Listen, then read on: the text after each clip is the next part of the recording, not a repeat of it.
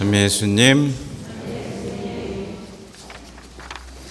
네, 오늘의 행렬 또 오늘 들은 순환 복음이 여러분의 마음속 깊이 새겨지기를 바랍니다.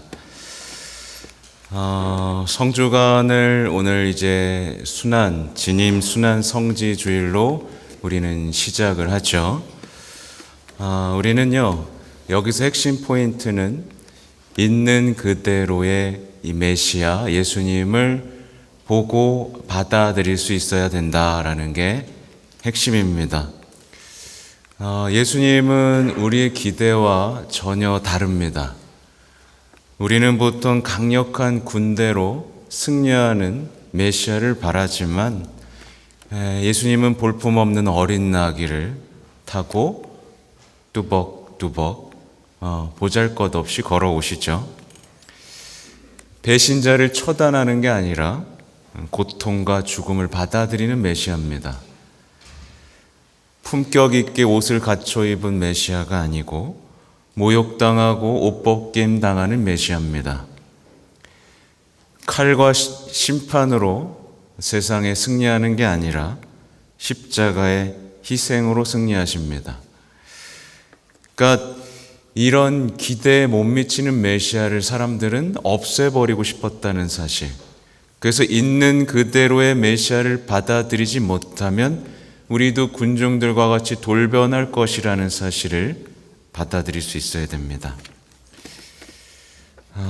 그래서 우리는요, 우리가 예수님을 향한 태도가 지금 어떠한지 잘 돌아야 봐야 되는데요. 아까 말씀드린 것처럼 이 사람들 갑자기 돌변하죠, 그죠?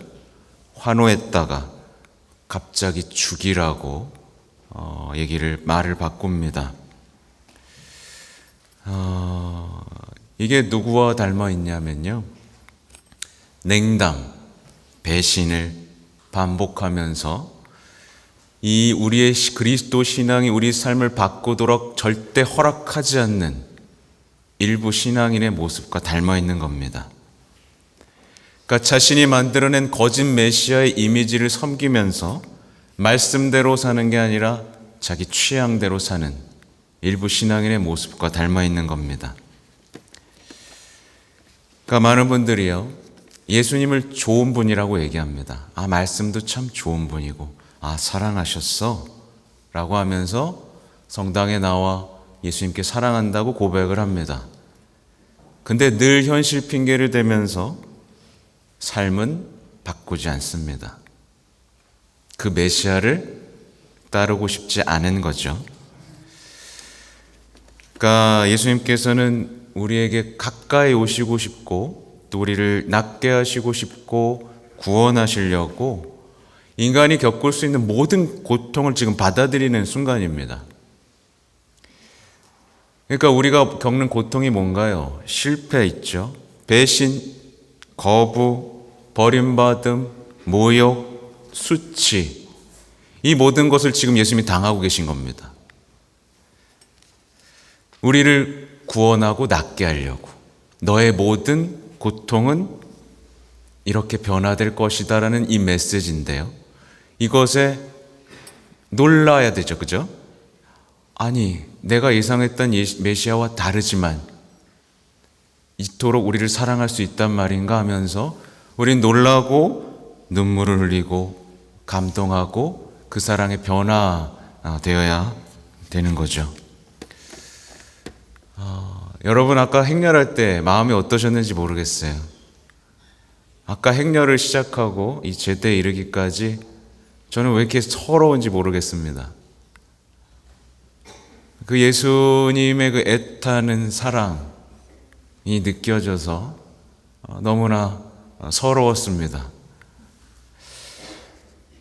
근데 이제 보세요.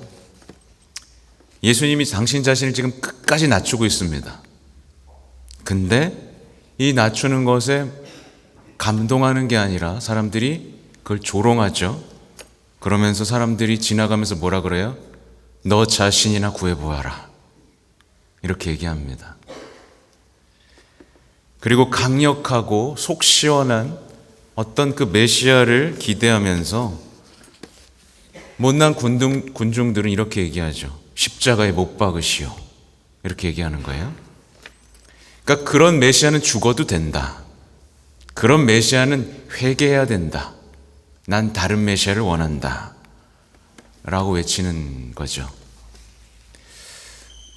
대단히 속상한 장면은요, 사람들이 그 쓸개즙을 섞은 포도주를 주는 장면입니다. 이게 얼마나 이 예수님이 고통을, 그러니까 죄인들이 고통을 받으면 사람들은 포도주를 줘서 고통이 좀 가라앉아 있을 수 있도록 배려하는 차원에서 포도주를 줬는데, 이 사람들은 쓸개즙을 넣어서 포도주를 줍니다. 뭐예요 이게? 고통을 조롱하는 겁니다. 그리고 마지막에도 포도주를 막 주려고 하죠. 왜요? 구경하려고. 좀 더 살아서 구해주나 한번 봅시다. 그러니까 예수님은 우리를 위해서 애쓰시는데 우리는 조롱하고 구경합니다. 내가 죄 짓는데 어때? 아파? 아파? 이런 식으로 조롱하는 거죠. 좀 더 버텨봐. 그러니까 용서하기 위해서 비참하게 무력하게 돌아가신 예수님을 바라보면서도 어떤 사람은 계속 폭력에 의존하죠. 전쟁을 일으키죠. 복수와 단죄, 험담, 용서 못한다고 소리를 지르죠. 이게 뭐예요? 예수님을 하나도 모르는 사람들이 하는 일입니다. 예수님은 용서하시려고 목숨까지 버리셨는데 우리는 용서를 못한다고 얘기하죠. 예수님을 단 한 조각도 모르는 사람들입니다. 특별히 이 말에 집중하고 싶은데요. 너 자신이나 구해보아라 라는 말씀을 기억해야 됩니다. 이게 말이죠, 악마가 만들어낸 것이고 온 세상이 유행처럼 따라하는 죽음의 구호이기 때문에 그렇습니다. 예수님은 자신을 구하려고 하지 않고 뭐 하셨어요? 자신을 바치셨습니다. 그리고 십자가 위에서 그 무엇도 요구하지 않으셨어요. 자신을 위해서. 스스로 변호하지도 않고 정당화하지도 않고 합리화하지도 않았고요.